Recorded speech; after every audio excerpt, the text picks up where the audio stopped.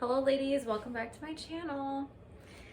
So I know it's been a really long time since I have made another video, and I said that in the last video, and I apologize. I really do plan on trying to come back more often and make videos when I can. Honestly, I've just had a really intense personal life issues going on for like the last almost 2 years now, and there's starting to be some light at the end of the tunnel, let's just say. And I think things are starting to settle a little bit and kind of calm down, so I have the mental capacity and the time to be able to do these types of videos. So today I thought we would talk about stroking the male ego, and this is a really important part of what we do as dancers. So this is going to be some game. So I just want to teach you ladies how I do this and why it's important that you get a little bit of information about your customer before you can do this, I think, in the best way.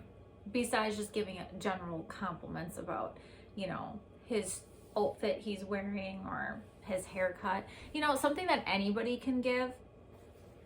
So I feel like when you're sitting and talking to somebody and you are in that phase of gathering information, as I like to call it, so that means finding out where he works, what exactly he does at his job, where he lives, etc., is really important information, especially the job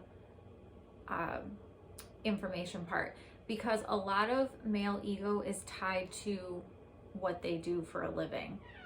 And if you can boost their ego about that, you can get pretty far.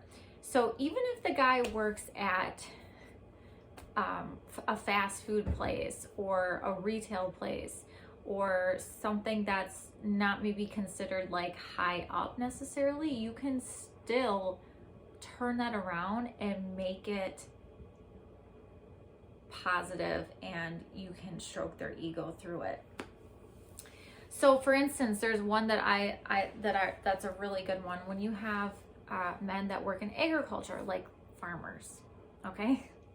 So what I like to say about guys that come in that do that kind of work is they're really good ones for stroking egos, because a lot of times farmers are unappreciated people in the workforce. It's a very unforgiving job, and they work a lot of hours, and they usually can't go on vacation. They can't leave their farms because a lot of them work alone or only with a couple hired hands. So like, it helps to know kind of the background of, you know, what people do for a living. But if you don't, that's okay. But what I'm just trying to tell you is this is the example of, you know, what I know about this particular job and how hard they work and how unappreciated they are, okay?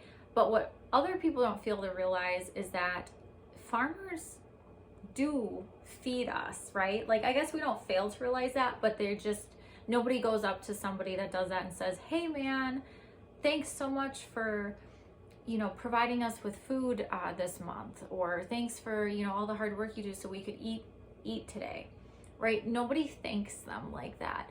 So if you do something like that and say something like, oh my gosh, that is such a cool job, like, thank you so much, it's because of you that I got to eat today, you know, comments like that, that's exactly what I'm talking about when I say stroke the ego, because I guarantee nobody talks to him like that or has thanked him in that way before.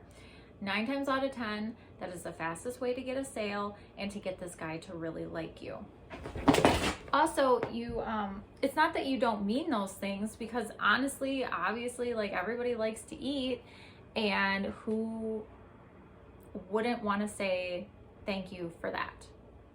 So that's a really good example.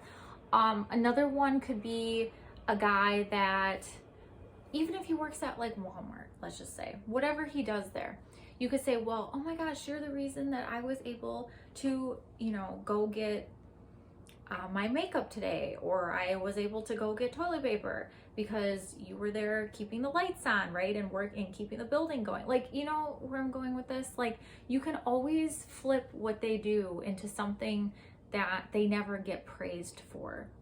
And I think that a lot of us could could agree that yes, like if it wasn't for obviously these workers, like there would be no stores open, or you wouldn't be able to go into a Walmart just to get the the things that you need. It is a convenience, and some people don't have that privilege, so I am merely just saying you can take whatever it is. Specifically, what they do is usually the easiest thing that I like to use, and flip it into something positive, okay? So if you ladies have any further questions, feel free to leave it down below, and I will see you in the next video.